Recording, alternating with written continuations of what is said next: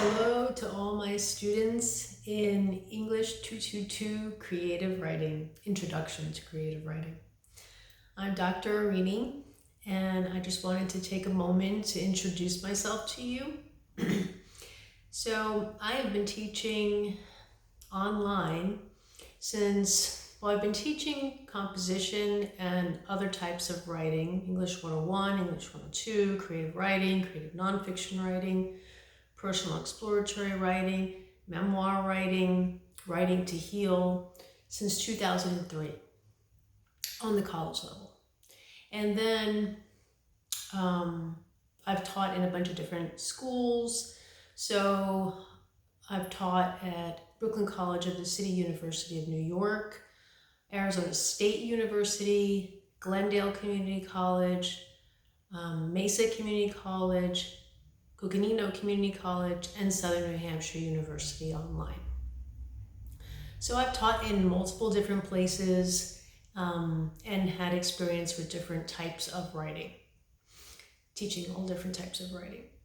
But I wanted to talk to you specifically about creative writing and this class because it's a very different process and it's a very creative process that I really hope that you take the time to enjoy.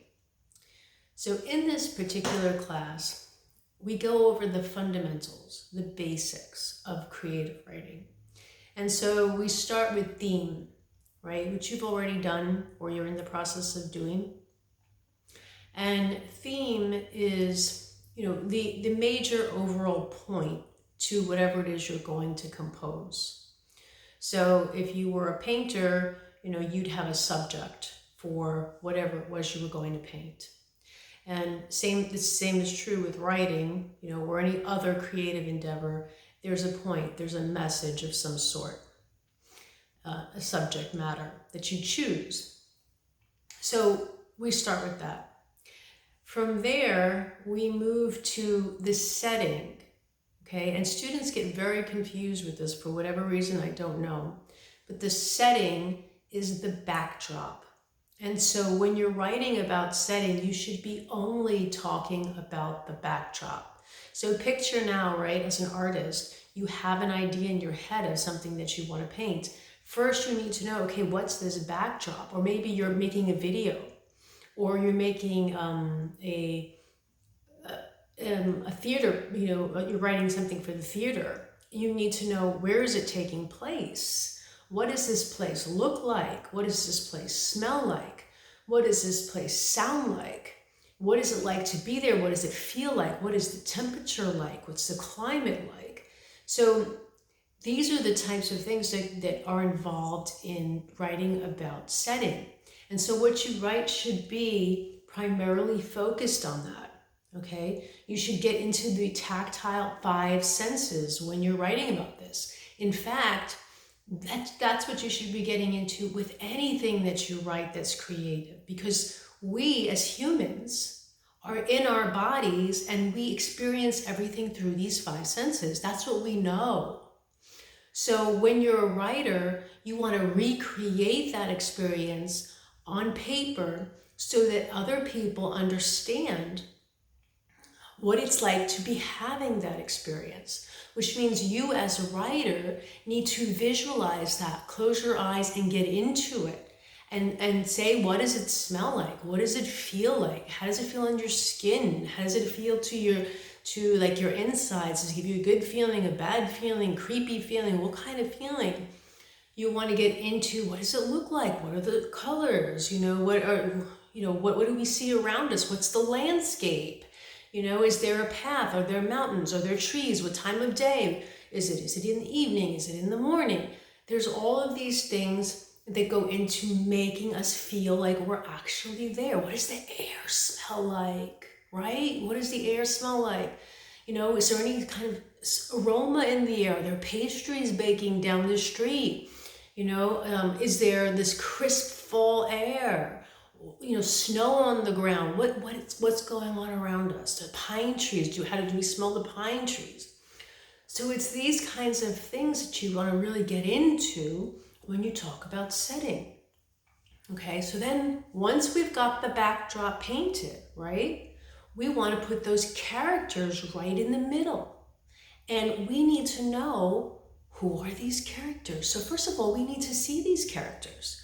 What do they look like? How are they dressed, right? What kind of clothes are they wearing? What kind of expressions do they have on their face? What kind of personality type are there? Now, obviously, you can't get into too much depth, right? With such small pieces that we're writing in this course, but a little hint goes a long way. So you want to give us these hints about who these people are, judging by what they choose to say. So the dialogue that happens, right? What kind of personality is one versus another? In that dialogue, you can say a lot. There's so many ways that you can paint these characters, and you want to give us a tiny drop of character development. So what does that mean? Character development, right, is how a character develops over time. Now, we're obviously, because it's a short pieces that we're writing, we're not going to see everything about that character, but we'll see the beginnings of that character, right? We'll begin at the beginning, so we'll have some idea of who this person is. That's what you want to create, okay? So at the beginning, so when we focus, and I believe that's, in a few weeks, right, from now, we focus on the character development, and we focus a little bit on the plot. So we're obviously not going to have the entire plot because that comes later on in this semester, but you want to at least give a hook about where you're going in the story to hook us in and make us want to read more. So we have to have some idea of where it's going, okay? So all of this goes into our longer pieces, which we write the rough draft of in week 5. So students are putting all of this down on paper, right? You'll be putting it all down on paper. And then students peer review each other. So you'll pick 2 other students to peer review, and you'll go on, you'll choose them, you'll read their work, you'll give them feedback. There's instructions about how to do that. And you follow the rubric, right? Following the rubric is very important at SNHU in order to get full points. So I strongly encourage you to follow the rubric. You follow the rubric, you go through, and you make these corrections. Now, I also have to go into your documents, and I have to give you feedback. Now, what's this? The feedback that students give versus the feedback I give are 2 different stories. I have to look at things structurally and give you a feedback about how is it the composition of it. How is the composition coming along? Where is it lacking? Where do you need more? So you can't become discouraged by me doing my job and telling you where you need more, okay? And also where you did well. So, this is not based on opinion. This is based on what a piece needs in order to be engaging, to really pull us in, professional, right? So after all these years of me studying literature, I have some idea, after having 3 degrees in English and writing and literature, how something should sound, right? And how it should be on paper. So I try to convey that to you. Now, one of the things you can do for me and for yourself is to download Grammarly, because those grammatical errors distract me from what you're trying to say. And if I can't understand it, it's so hard to be able to get into a piece. So what I would recommend is really downloading and really fixing those grammatical errors, okay? Because it's not just me, but when I worked in publishing, which I did in New York City while I lived there, when we got pieces in, to the 2 agencies that I worked at, and they were just full of error, it was garbage. We just took it, garbage. Nowadays it's delete, delete, delete. So you want to make sure you've got a professional piece in front of you. So minimal error. okay? Once there's minimal error in that doc, I can dive into that doc for you, and I can, just go in there and begin to tell you, everything that I need to tell you, because I don't have those distractions that I have to fix these errors all the time, okay, and show you where they are. So, okay, that being said, after we finish that week, then we go into the revisions, right? And you begin to revise. And this is where the light bulbs go off for students. And I know that a student really has learned from the course when they tell me, I started to really understand the importance of feedback. And they don't like it. Students don't like it when you tell them, oh, that was really good, a good story. Yeah, I really enjoyed that story. They don't want to hear that. They want to know, how can I make it better? What parts were you engaged in? What made those parts interesting? The parts where you lost interest, how can I fix them? What was missing for you in the story? How can I make it better? Then they're happy. That's what they want, okay? So when you give feedback, don't worry about hurting students' feelings, because 9 out of 10 students that are in this class are here because they want to become better. They want to know, for whatever reason, whether they're going to create video games, whether they're going to, become a writer, whether they're going to teach writing, whether they just want this for work, whether they plan to write about, they go into psychology and they start writing psychology articles, whatever their reasons are. Maybe they're going to write for fun. Whatever their reasons are, they want to become better. That's why they're paying for the course. Okay, so remember that. Okay, so now I'm going to end with this. This is a course where the right brain meets the left brain.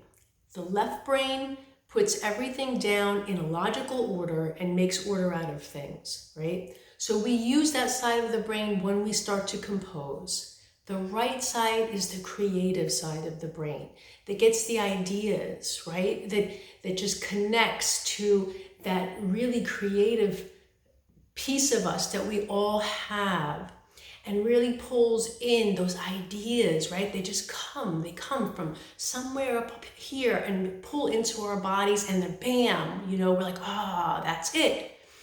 So in order to get into that space, you want to try to do something meditative, whether it's meditating, whether it's listening to a particular kind of music that puts you in that state, whether it's going for a long walk or a long run or doing some yoga, whatever it is that gets you into that state where you just are feeling more zen and more receptive to those ideas to come in.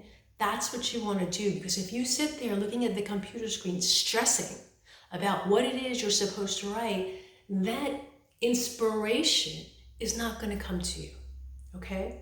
So you want to not do that. Don't wait till the last minute and start looking for what inspires you.